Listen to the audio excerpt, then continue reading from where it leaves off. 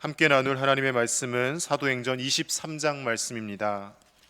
오늘 하루도 사도 바울과 같이 하나님께서 주신 참된 사명 따라 사는 저와 여러분들의 복된 삶이 되시기를 간절히 축복합니다.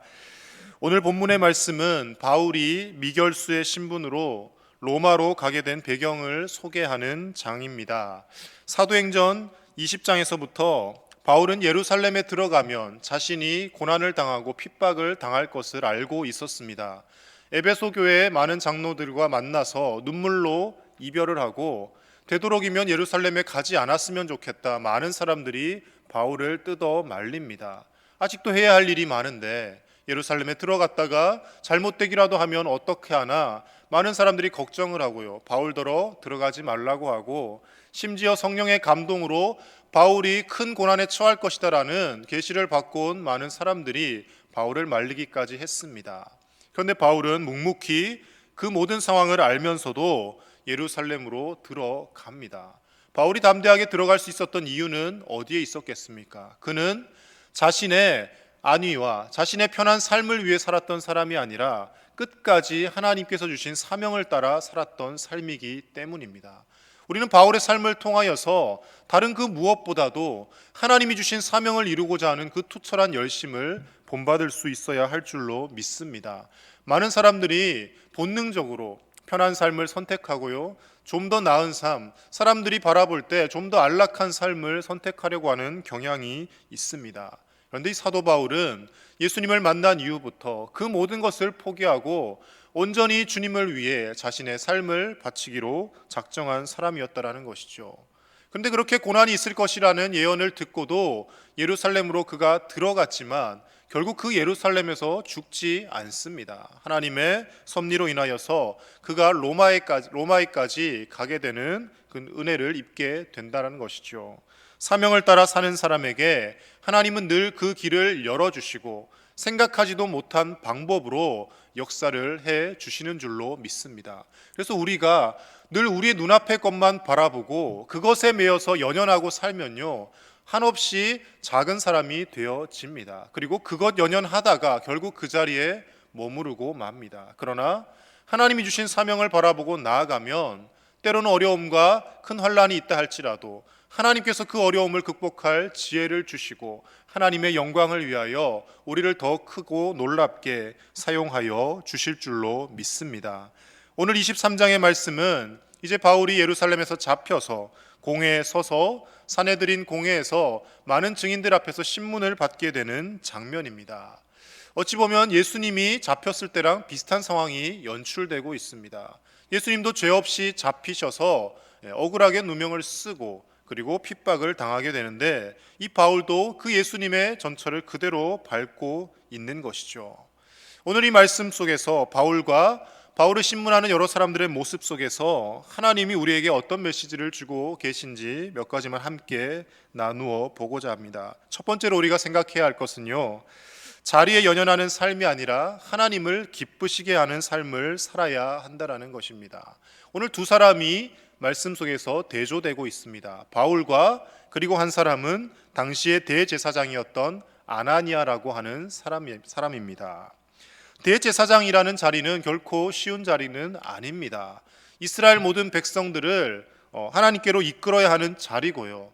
그리고 성전에서 모든 일들을 감독하는 사람이었고 대속죄일에 하나님 앞에 모든 백성들의 죄를 짊어지고 하나님 앞에 나아가야 했던 그 자리에 있던 사람이 대제사장입니다. 한마디로 백성들을 위하고 백성들을 살리기 위한 자리였다라는 것이죠. 그런데 당시의 대제사장 자리는 백성들을 살리기 위한 자리가 아니라 자신의 사리사욕을 추구하고 자신의 기득권을 추구하기 위하여서 백성들을 핍박하던 자리로 전락해 버리고 말았다는 것을 오늘 말씀을 통해 볼 수가 있습니다.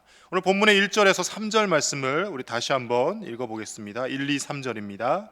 시작. 바울이 공회를 주목하여 이르되 여러분 형제들아, 오늘까지 나는 범사의 양심을 따라 하나님을 섬겼노라 하거늘 대제사장 아나니아가 바울 곁에 서 있는 사람들에게 그 입을 치라 명하니 바울이 이르되 회칠한다미여 하나님이 너를 치시리로다. 내가 나를 율법대로 심판한다고 앉아서 율법을 어기고 나를 치라 하느냐 하니. 바울이 자신의 삶에 대해서 변호합니다. 나는 지금까지 범사의 양심을 따라 하나님을 섬기고 하나님의 말씀을 이루려 한 것밖에 없다. 내가 잘못한 것이 없다. 나는 바른 복음을 전하고 있는 것이다 라고 이야기하니까 이 말을 듣기 싫은 대제사장 아나니아가 그 입을 치라 그러고 잔혹하게 바울에게 폭력을 행사하려고 하는 것이죠. 그때 바울이 대제사장에게 뭐라고 이야기합니까? 회칠한 다미어라고 이야기합니다. 예수님께서 바리새인들에게 그 분노를 내실 때도 회칠한 담이라고 표현을 하시죠. 겉과 속이 다른 사람이라는 겁니다. 겉으로는 대제사장이라는 종교 지도자의 자리에 앉아 있지만 그 속은 골마 터져 있고 하나님과 전혀 상관없는 삶을 살고 있는 사람이 이 아나니아라는 것입니다. 물론 바울이 처음에는 아나니아가 대제사장인지 알지 못했던 것 같습니다. 왜냐하면 뒤에 보면요, 나는 그가 대제사장인지 알지 못했다라고 이야기하거든요. 근데 자신을 신문하는 사람이 하나님이 주신 율법의 말씀에 사람이 자신의 삶에 대해서 변호를 할 때 그 변호할 기회를 주어야 된다라고 말씀에서 전하고 있는데, 변호할 기회를 주지 않고 폭력을 행사하려고 하는 그 모습을 보고 회칠한 담이라 표현을 하고 있는 것입니다. 유대 역사가 요세푸스에 의하면 당시의 대제사장이었던 아나니아는 탐욕스럽고 포악하고 성질이 급하고 잔인한 사람이었다고 합니다. 예수님 후 48년에서 59년까지 이스라엘의 대제사장으로 있다가 결국 그는 친로마 정책을 펼치다가 유대 민족주의자들에 의해서 열심당원들에 의해서 암살을 당했다라고 그렇게 요세푸스에 의해 기록을 하고 있습니다.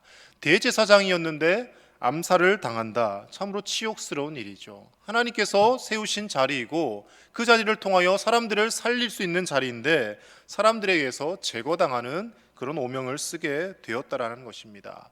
자신의 자리만을 지키려 하고 자신의 자리에 앉아서 자신의 이득을 탐하는 자에게 하나님은 이런 말로를 허락하십니다. 비슷한 사람이 또 한 명 등장합니다. 앞서 헤롯 왕이 하나님께 그 영광을 돌리지 않고 백성들의 칭송을 자신이 받으려 했다가 벌레가 먹어서 죽었다라고 사도행전 말씀은 기록하고 있습니다.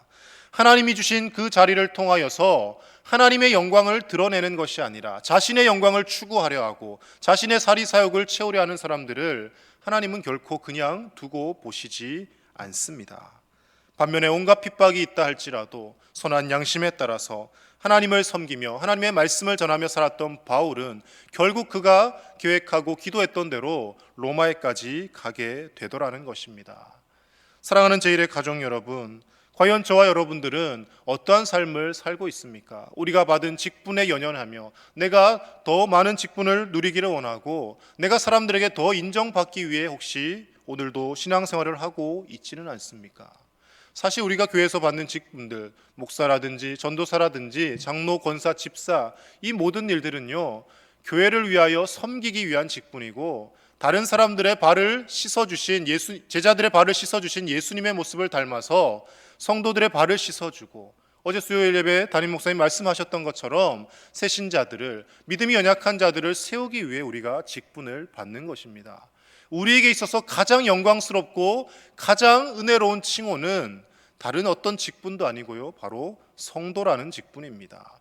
성도라는 것이 얼마나 영광스럽고 하나님 앞에서 귀한 것인지 우리가 한 번쯤 생각할 수 있어야 합니다. 거룩하게 구별된 우리가 하나님의 자녀라는 것, 하나님 앞에 섰을 때 예수 그리스도의 십자가의 보혈로 깨끗함을 입은 자라는 것, 그것을 나타내 주는 말이 바로 성도라는 것입니다. 성도라는 이 한마디만으로도 우리는 하나님 앞에 평생 감격하고 눈물 흘리며 감사하며 살 수 있어야 합니다. 왜냐하면 우리가 성도가 되지 못했다라면, 하나님의 자녀가 되지 못했다라면 우리에게는 영원한 구원이 있는 것이 아니라 하나님의 심판이 기다리는 비참한 인생이기 때문입니다.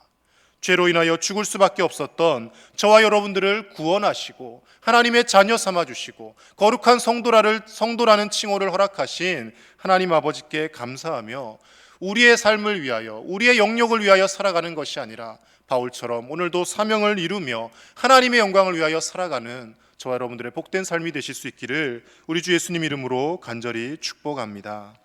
두 번째로 말씀을 통해 우리가 생각해야 할 것은요, 하나님을 경외하며 사명을 따라 사는 자에게 하나님은 반드시 찾아오시고 선한 길로 인도하신다라는 것입니다. 오늘 11절 말씀을 우리 다시 한번 같이 읽겠습니다. 11절입니다. 시작. 그날 밤에 주께서 바울 곁에 서서 이르시되 담대하라. 내가 예루살렘에서 나의 일을 증언한 것 같이 로마에서도 증언하여야 하리라 하시니라. 아멘. 어찌 보면요, 바울이 이제 자신의 삶을 포기해도 될 만큼 상황은 안 좋은 상황으로 치닫고 있습니다. 수많은 사람들이 자신을 핍박하고 있고, 바울을 죽이기 전에는 먹지도 마시지도 않겠다라고 맹세를 하고 결의를 한 사람이 40여 명이나 되었다라고 말씀은 표현합니다. 모든 것을 놓아버리고 이제 내 인생은 끝이구나, 여기서 내 사명이 마무리되는구나라고 그가 생각할 수도 있었겠지만, 그런데 주님께서 그날 밤에 환상 중에 바울을 찾아오십니다. 그리고 담대하라고, 이 예루살렘에서 너의 사명이 끝나는 것이 아니라 기도하고 원했던 대로 로마에까지 하나님께서 인도하시겠다라고 주님께서 말씀하고 계시는 것입니다. 핍박이 있지만, 환란이 있지만, 어려움이 있지만 하나님의 사명을 이루고자 하는 사람에게 하나님은 반드시 찾아오시고 하나님이 어떤 방법을 통하여서라도 힘과 용기를 주시는 줄로 믿습니다. 바울이 죽음의 위기에 처해 있는데 때마침 바울의 생질이 거기에 있습니다. 바울의 생질이 왜 거기에 등장을 했겠습니까? 바울은 생각지도 않았는데 하나님께서 놀랍도록 섭리하고 계시는 것이죠. 그래서 그를 죽이고자 하는 그 음모를 파악하고 천부장에게 가서 그것을 이야기하고 바울이 안전히 로마에까지 갈 수 있도록 길을 하나님께서 친히 만들어 주시더라는 것입니다. 사랑하는 제1의 가족 여러분, 우리가 하나님의 일을 이루려 함에 있어서 때로는 어려움과 여러 가지 환란들이 있을 수 있습니다. 특별히 하나님을 예배하는 일에 있어서 올해만큼 힘든 해가 있었겠습니까? 코로나로 인하여 계속해서 모이기가 힘들어지고 여러 가지로 어려운 상황들이 계속 이어지고 있었습니다. 그럼에도 불구하고 하나님을 찾고 하나님을 예배하고 어려운 형편이지만 선한 하나님의 일들을 감당하려고 하는 자에게 하나님은 길을 열어주시고 우리가 처한 그 상황 속에서 할 수 있는 일들을 허락하시고 지혜를 주시는 줄로 믿습니다. 문제는 우리가 손 놓고 앉아 있으면 아무것도 되어 있지 않더라는 것입니다. 바울이 절망스러운 상황에 처했지만 끝까지 그는 사명을 이루기 위해서 최선을 다합니다. 생질의 그 말을 듣고 그를 백부장에게 보내고 천부장에게 보내서 어찌 되었건 그가 로마에까지 가도록 스스로 노력하며 하나님의 도우심을 구하며 계속해서 끝까지 일하고 있더라는 것입니다. 상황이 좋지 않으니까 모든 것을 놓아버리고 그냥 앉아 있는 것은 하나님께서 원하시는 일이 아닙니다. 어려운 상황 속에서도 우리가 할 수 있는 바를 찾고 하나님을 어떻게 예배할 것인가, 어떻게 하나님을 기쁘시게 할 것인가, 이 어렵고 힘든 코로나 전국에 어떻게 세상을 위로하며 어떻게 복음을 전할 것인가 기도하며 나아가는 것이 저와 여러분들이 해야 할 일인 줄로 믿습니다. 그러한 자에게 주님은 찾아오셔서 만나주시고 단순히 만나주시는 것이 아니라 주님께서 서서 이르시되 서서 우리를 주목하고 계신다라는 것입니다. 오늘 말씀에서 환상 중에 단순히 주님께서 바울에게 그냥 말씀을 하신 것이 아닙니다. 바울 곁에 서서 이르셨다라고 말씀하십니다. 주님이 서서 계셨다라는 것은 그만큼 애정을 쏟고 계시고 그만큼 사랑과 관심을 갖고 계신다라는 것입니다. 왜냐하면요, 이 서서 있었다라는 표현이 스데반의 순교 현장에서도 똑같이 기록되고 있습니다. 스데반이 돌에 맞아 순교할 때 스데반이 환상 중에 예수께서 하나님의 우편에 서신 것을 보고 그렇게 기록합니다. 주님이 하나님의 우편에 앉아서 예수님이 앉아서 스데반을 주목하고 계신 것이 아니라 서서 성도의 의로운 죽음을 주목하고 계시고 성도의 그 핍박을 주목하고 계시고 하나님께서 예수님께서 그 모든 것을 기억하고 계심을 나타내 주고 있더라는 것입니다. 하나님은 우리의 어려운 형편과 상황을 다 알고 계십니다. 그 가운데서도 우리가 하나님을 경외하며 살아가려고 하는 그 중심을 하나님은 보시고 저와 여러분들에게도 똑같이 서서 주목하시며 우리를 찾아오셔서 위로해 주시는 분이신 줄로 믿습니다. 기도의 자리에 나오실 때마다, 예배 자리에 나오실 때마다 이렇게 우리를 위로하시는 바울을 만나주셨던 그 주님을 우리가 만날 수 있게 되기를 간절히 축복합니다. 그 주님을 만나야지만이 끝까지 우리가 하나님의 일들을 감당할 수 있는 것입니다. 평생을 신앙생활을 잘 해오다가도 인생의 말년에 발을 잘못 내디뎌서 하나님의 영광을 가리게 된다면 그 얼마나 비참한 인생이 되고 말겠습니까? 수많은 목회자들이, 수많은 중직자들이 신앙생활을 잘 해오다가도 그들의 말년에 잘못된 선택으로 인하여서 하나님의 영광을 가리는 일들이 심심치 않게 일어나고 있습니다. 끝까지 깨어서 바울처럼 우리가 하나님을 위하여서 하나님께서 기뻐하시는 인생으로 나아가야 할 줄로 믿습니다. 오늘 귀한 말씀을 통하여서 우리가 자리에 연연하기보다 하나님의 백성됨을 기뻐하고 성도라는 이 영광스러운 직분에 감사하며 하나님이 주신 귀한 사명을 기도하며 끝까지 묵묵히 잘 감당해 나가실 수 있는 저 여러분들의 삶이 되시기를 우리 주 예수님 이름으로 간절히 축복합니다. 이 시간 우리 함께 하나님 앞에 기도하며 나가겠습니다. 하나님, 우리가 직분에 연연하는 사람이 되지 않게 하여 주시옵소서. 우리의 자리를 드러내며 내 직분을 자랑하는 삶이 아니라 하나님 앞에서 진실하게 살며 하나님을 경외하며 하나님이 기뻐하시는 일들을 감당하는 참된 사명자로 살게 하여 주시옵소서. 함께 기도해 주시고 특별히 병석에 누워있는 환우들을 위하여 기도해 주시기 바랍니다. 하나님의 능력이 손길이 임하여서 여호와 라파의 하나님을 경험케 하여 주시고 우리 주 예수님의 십자가의 거룩한 보혈로 깨끗이 씻어주셔서 온전한 회복이 있게 해달라고 기도해 주시고 이 코로나19가 속히 소멸되기 위하여 기도해 주시기 바랍니다. 그리고 오늘 수능 시험 날입니다. 우리의 자녀 손들 하나님이 주시는 담대함으로 평안하게 시험을 잘 치르고 하나님 앞에 감사 찬양 올려드리는 우리 자녀 손들이 되게 해달라고 함께 간절히 기도하며 나가겠습니다. 하나님 아버지 감사합니다. 오늘 이 새벽도 주님 앞에 불러주셔서 사도 바울의 귀한 삶을 통하여서 우리가 어떤 삶을 살아야 할지 다시금 돌이켜보게 하심을 감사를 드립니다. 우리의 자리에 연연하고 우리의 직분을 자랑하고 우리의 직분에 연연하는 삶을 살기보다는 하나님 앞에서 내가 구원받은 자임을 잊지 않게 하여 주시고 그 구원의 기쁨과 감격으로 살아갈 수 있도록 하나님 은혜를 베풀어 주시옵소서. 하나님 아버지, 내가 하나님의 자녀된 삶이 얼마나 기쁜 것인지 깨닫게 하여 주시고 성도라는 이 직책이, 성도라는 이 신분이 얼마나 귀한 것인지를 우리가 늘 생각하며 살 수 있도록 주님 도와 주시옵소서. 하나님의 자녀라는 것을 잊지 않고 세상에 나아가서 거룩한 소금으로 빛으로 살아가게 하여 주시옵소서. 내 개인의 영역을 위하여 살아가지 않게 하여 주시옵소서. 하나님의 영광 드러내며 살게 하여 주시옵소서. 이전과는 달라진 삶을 살 수 있도록 성령 하나님 우리를 이끌어 주시옵소서. 가정의 어려움과 여러 가지 삶의 환경의 어려움이 있지만 그럼에도 불구하고 끝까지 하나님 나라의 영광을 위하여 하나님의 나라를 위하여서 일하며 나아가는 우리가 되게 하여 주시고 이 땅에 썩어질 것 바라보는 것이 아니라 천국 소망 가지고 하나님 나라에서 받을 상급을 바라보며 나아가는 우리의 성숙한 삶이 되게 하여 주시옵소서.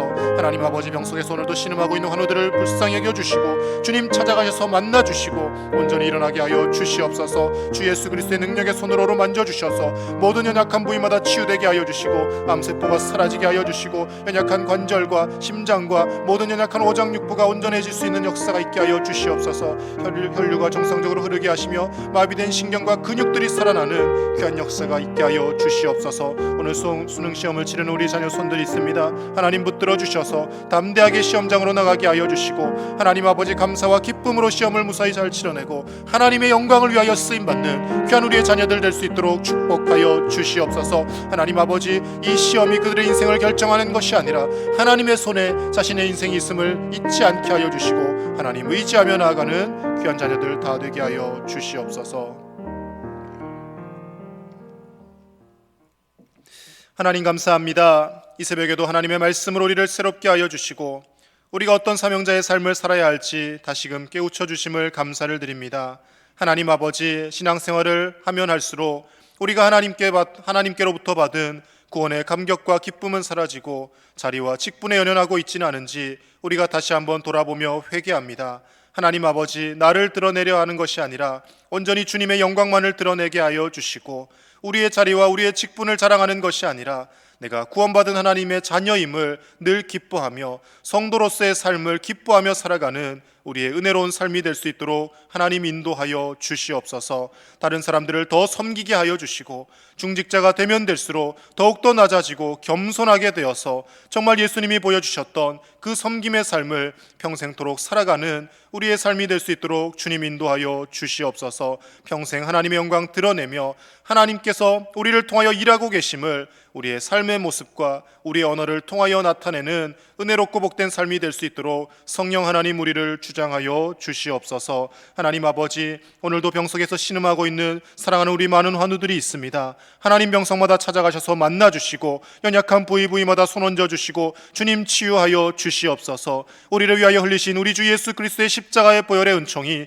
머리부터 발끝까지 적시게 하여 주셔서 온전한 치유와 회복이 일어나게 하여 주시고 마비된 신경과 근육이 살아나게 하여 주시고 암세포가 다 녹아지게 하여 주시고 관절과 모든 뼈마디가 강건해지는 역사가 있게 하여 주시옵소서. 오장육부가 강건해지게 하여 주시고 하나님 고쳐주셨다라고 고백하며 간증하며 하나님을 찬양하는 일들이 일어날 수 있도록 하나님 긍휼히 여겨 주시옵소서. 코로나19가 속히 소멸되게 하여 주셔서 자유롭게 하나님을 예배하게 하시고 우리의 예배와 일상과 하나님을 향한 헌신이 다시금 온전히 회복될 수 있도록 주님 은혜를 베풀어 주시옵소서. 오늘 수능 시험을 치르는 자녀 손들이 있습니다. 담대하게 시험장으로 나아갈 수 있도록 도와주시고 지혜와 명철을 더하여 주셔서 그동안 준비하고 공부했던 모든 것들 실수 없이 잘 풀어내게 하여 주시고 무엇보다 이 시험이 그들의 인생을 결정하는 것이 아니라 하나님께서 그들의 인생을 붙들고 계심을 믿고 체험하며 하나님 앞에 더 바로 설 수 있는 우리의 귀한 믿음의 자녀들 될 수 있도록 축복하여 주시옵소서. 이 새벽에도 하나님 앞에 귀한 물질을 구별하여 드린 손길이 있습니다. 하나님 받아주시고 하나님 나라를 위하여 선하게 사용되는 물질 되게 하시며 하나님께서 하늘의 신령한 은사와 땅의 기름진 것으로 날마다 끊이지 않도록 채워 주시옵소서. 오늘 하루도 주님과 동행하는 복된 하루 되게 하실 줄 믿사오며 우리 주 예수님의 이름으로 기도드립니다. 아멘.